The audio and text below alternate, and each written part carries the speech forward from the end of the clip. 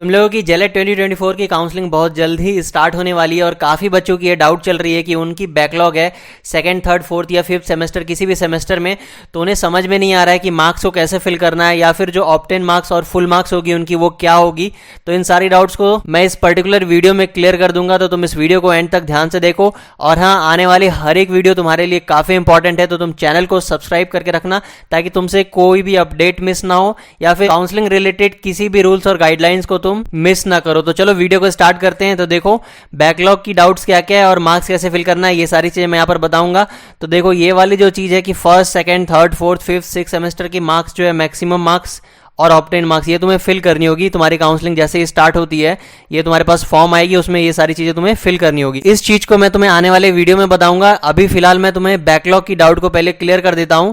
तो देखो, तुम्हें ओरिजिनल मार्कशीट प्रोड्यूस करनी होगी जब तुम्हारी डॉक्यूमेंट वेरिफिकेशन होगी। और ओरिजिनल मार्कशीट तुम्हारी first semester, second semester, third semester, fourth semester और फिफ्थ सेमेस्टर की तो होनी चाहिए, ये एकदम इंपॉर्टेंट है। सिक्स्थ वाली अगर नहीं भी होती है, अगर तुम्हारे पास अवेलेबल नहीं है, अभी तुम्हारी एग्जाम हुई है, नहीं आई है, तब भी तुम एलिजिबल हो फिलहाल। लेकिन देखो, उसके लिए कुछ कंडीशंस दिए गए हैं। वो कंडीशंस क्या क्या है फिर से मैं बता दे रहा हूं। जिनका भी फाइनल सेमेस्टर का मार्कशीट अभी नहीं आया है, वो एलिजिबल हैं जेलेट 2024 के काउंसलिंग के लिए। लेकिन हाँ, उनके लिए कुछ रूल्स यहाँ पर दिया गया है, वो मैं तुम्हें यहाँ पर बता देता हूँ। तो तुम्हारी जो मिनिमम एलिजिबिलिटी क्राइटेरिया है वो फुलफिल होनी चाहिए, यानी कि जो बाकी सेमेस्टर्स की मार्क्स है उसकी जब तुम एवरेज निकाल रहे होगे, जो मिनिमम एलिजिबिलिटी परसेंटेज दी गई है उससे तुम्हारी ज्यादा होनी चाहिए। और इसके बाद देखो, तुम्हारी ऑड सेमेस्टर में एक भी बैकलॉग नहीं होनी चाहिए, यानी कि थर्ड सेमेस्टर और फिफ्थ सेमेस्टर या फिर फर्स्ट सेमेस्टर में तुम्हारी एक भी बैकलॉग नहीं होनी चाहिए। ये तुम ध्यान रखना। अगर तुम्हारी बैकलॉग है तो फिर तुम एलिजिबल नहीं हो यहाँ पर काउंसलिंग के लिए। वैसे मेनली बैकलॉग की डाउट्स फोर्थ और फिफ्थ सेमेस्टर वालों की है, क्योंकि ऑब्वियसली उन्होंने फर्स्ट और थर्ड सेमेस्टर के बैकलॉग को क्रॉस कर लिया होगा।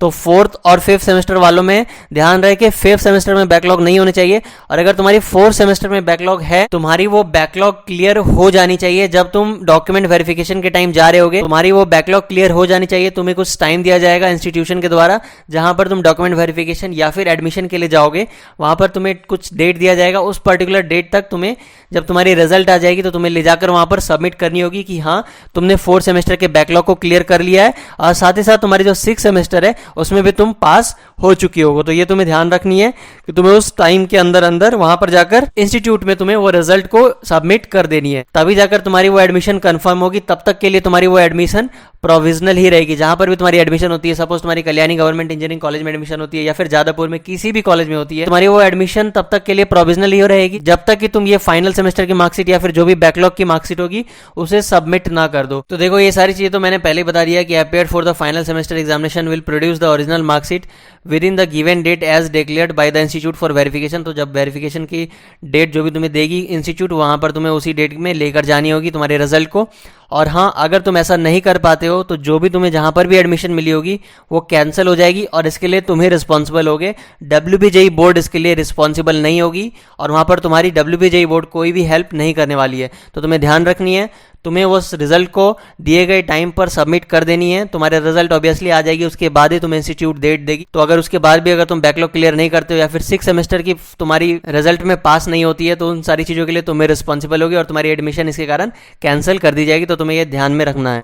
और हाँ, यहाँ पर मैं एक और बात बता दूं, अगर तुम्हें चॉइस फिलिंग या फिर कॉलेज रिलेटेड कोई भी डाउट हो तो तुम हम लोगों के पर्सनल काउंसलिंग गाइडेंस को ज्वाइन कर सकते हो। यहाँ पर तुम्हें सिर्फ 299 का अमाउंट पे करना है और जैसे तुम इस अमाउंट को पे करके इस फॉर्म को सबमिट करते हो, यहाँ पर तुम्हें कुछ डिटेल फिल करनी है, तुम्हारा नाम, ईमेल और हाँ, यहाँ पर अपनी कॉन्टैक्ट नंबर को अच्छे से फिल करना। उसी पर तुम्हें कॉल जाएगी जैसे तुम फॉर्म को सबमिट करते हो।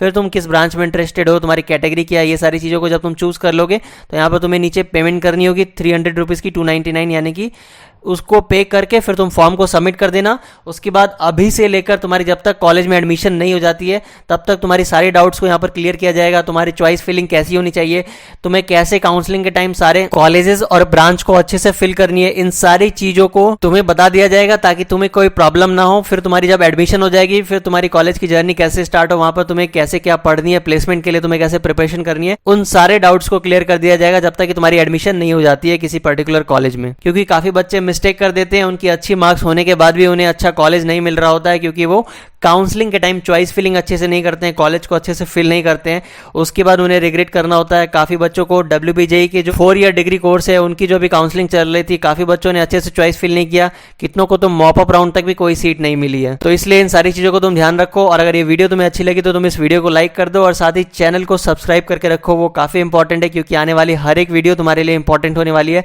किसी भी अपडेट को तुम मिस मत करना। Thank you for watching this video.